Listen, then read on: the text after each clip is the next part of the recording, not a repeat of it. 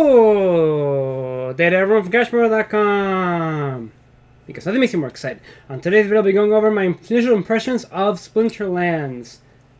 Can you make a lot of money off of it, like a lot of people say? And how to get your spellbook for free.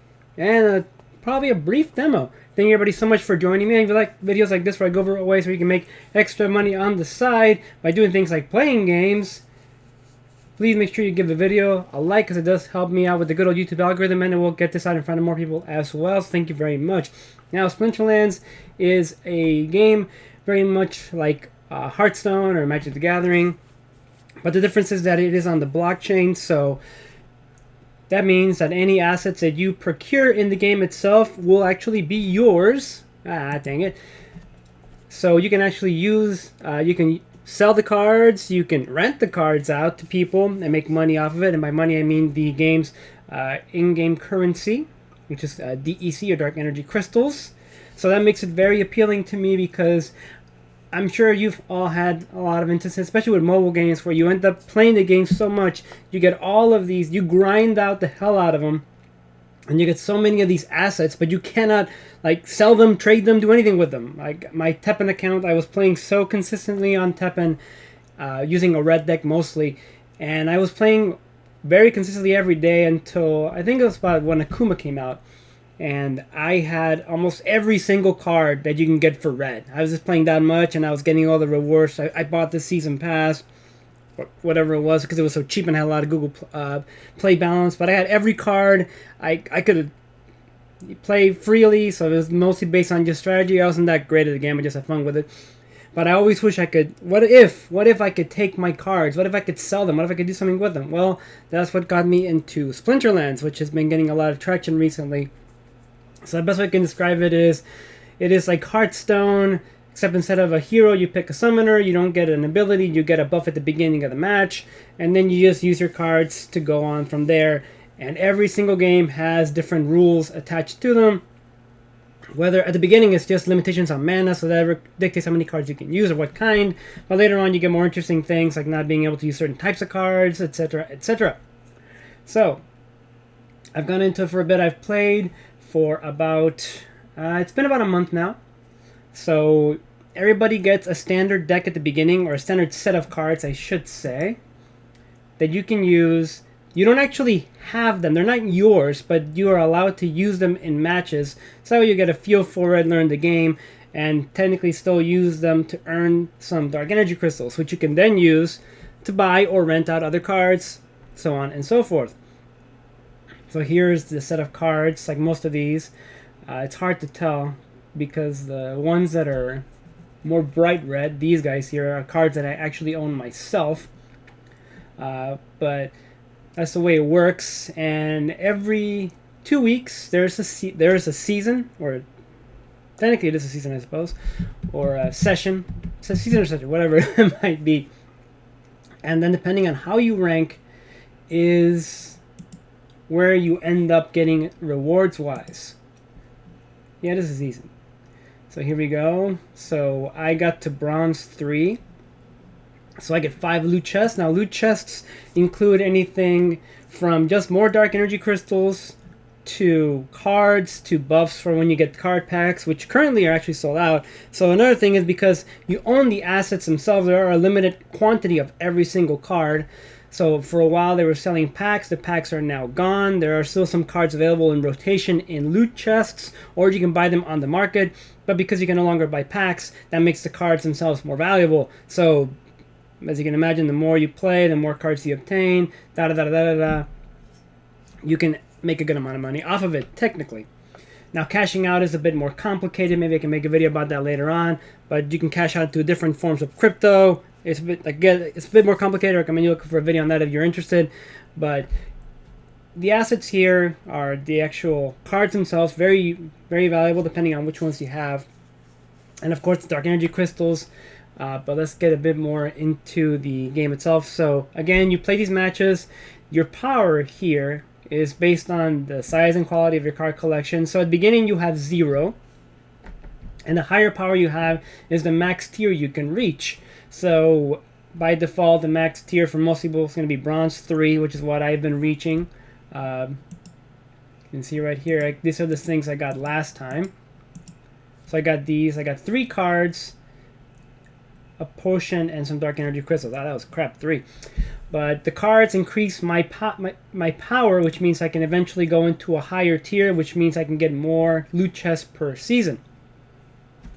Bit complex, I know. Now, the only way you can increase your power is by getting more cards.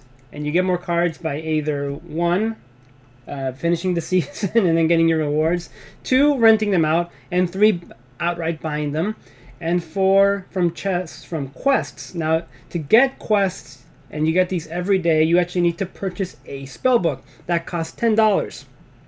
So, to gain any real rewards from the game, you have to buy the spellbook, because since everything is just limited, they can't just give everybody free rewards, because then it wouldn't make much sense, because then the value would decrease. So you have to pay to play, so to speak, to get your rewards. Now, how do you get your spellbook for free? Well, there are several ways, but what I did is I used my Google Opinion Rewards balance, because you actually can get Splinterlands on your Android device, meaning that you can make purchases in the game using your Google Play balance, and that's exactly what I did. I made my account online, and then I installed the app on my phone, and then I used my Google Play balance to pay for my spellbook. And this is actually what I have left. I still have $22.51 left, because I keep getting surveys all the time, so I definitely recommend you install it if you don't have it. And this is available on iOS as well as Android. So install the app, use it. It might take a while, but you will earn some balance from taking these surveys, and then you can use that to pay for your spellbook, or at least part of it. If you want to make it a little bit quicker, I recommend you install something like Misplay. Please take a look at my mobile money making apps playlist to get an idea of what you can do to get it for free as well. But you can use one of those apps to get it for free, and then boom, now I have a spellbook, and I've been doing my quests every day. The only reason why my power is so high is because of the loot chest and of course the season rewards. I got lucky in one of them, and I got an epic card, which increased my power very much so. And I will be doing some more research, and I will probably rent out or buy outright some cards to increase my power to go up the tiers, because I'm interested in the value of the cards long term, as far as selling them and renting them. And the more valuable your account, I guess the best way I can say it, because it includes your dark energy crystals, which you can use to rent out and buy cards, and you can also get credits. You can buy credits. Credits is like the game's premium currency. You can only buy them, you can't earn them. So that's what I'm going to probably use my Google Play balance for. I can buy some credits, and I can use the credits to buy or rent cards. So I'm making this investment in this using Google Play balance, and only Google Play balance so far. But it also has a what's called their governance token, which is worth a certain amount of money. Right now it's worth 0.296 per unit. Right now I have this many units, so that's how much money I actually have based on the current market value of it, and depending on how much you have here. So all of these factor into the total airdrop points, which increase your amount of SPS gained per day. So you can earn money from SPS, from your cards, and from your DEC. Again, this is all quite a bit, I know, but it is a good amount of fun to play the game, in my opinion. It is very simplistic. The graphics are not... This isn't Hearthstone. This isn't even Magic the Gathering or anything like that. The graphics are pretty simple, and I'm guessing that's because they can't put too many resources into this, because, like you see, this is running off the browser. You run off the blockchain. So these are all NFTs. I should have mentioned that. This is an NFT-based game. So everything I have, my collection, basically, here we go.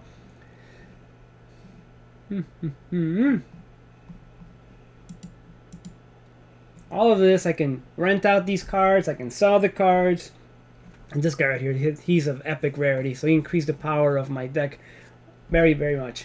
But I can rent these cards out, I can sell them. Granted, most of these aren't worth much except for this guy. But still, I can sell them. I can sell the Axe Master, get some more DEC, which I can then cash out, I believe, to another way to get it out in crypto. But that is it for that. Let me show you a quick demo just so you can see what the game looks like. So I'm going to try to win with a sneak monster here. Again, the graphics aren't amazing, So here's the, see, no rules here, standard. 16 mana cap, every element is allowed. So let's create a team. He's probably going to pick Earth. These are the summoners here. So, he's probably going to do Earth. We're going to do quick and go for damage, or quote for speed. So this guy will give me increased speed. This is my standard deck. Cerberus heals himself. Cobalt Miner has Sneak. The Serpentine Spy is very useful.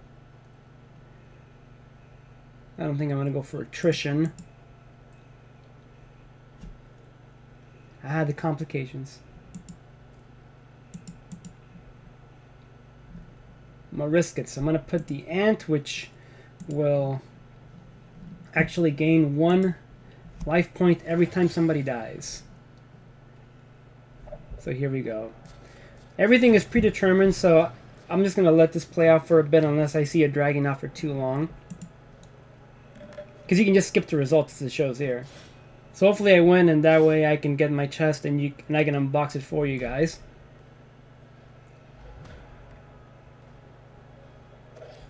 I don't think I'm good enough to do that much commentary on it just yet. But, so his summoner added armor to his team. Cerberus heals himself every turn. I know it's not the most amazing graphics, but it is actually, there's a lot of strategy involved, and I like the fact that it's just, you still get to make a difference. I mean, except it's still entertaining.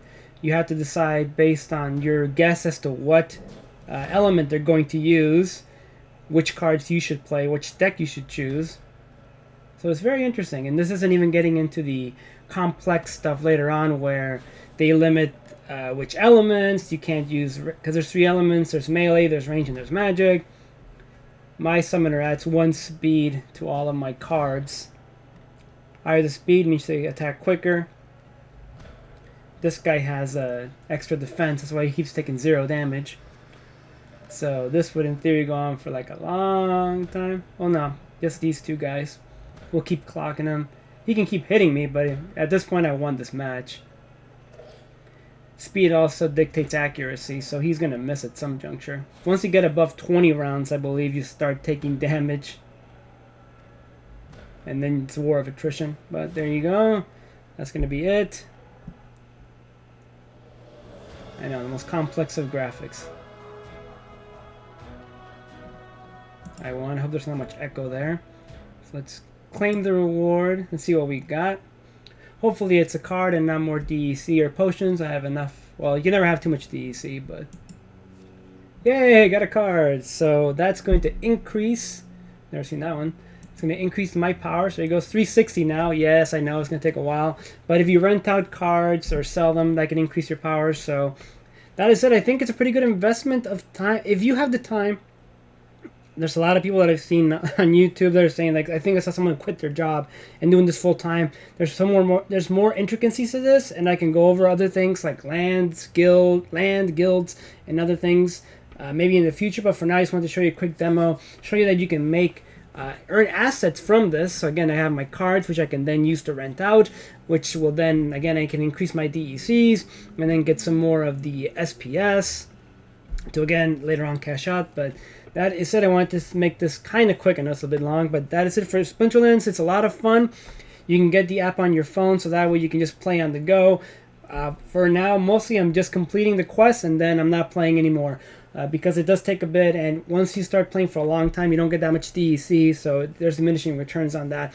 And eventually, I will be taking some time to do some more research and probably rent out some cards close to when the season ends, because you get the rewards are based on what you are at the end of the season, what power level and what league. So I'm going to rent out some cards, which are usually pretty cheap, increase my power, increase my league to get some more than 5, and then just keep going from there in perpetuity, getting more power, yada yada yada. Right now you cannot buy any more packs, they're sold out, but there will be you see right there, card sales, card rentals, land sales, and other.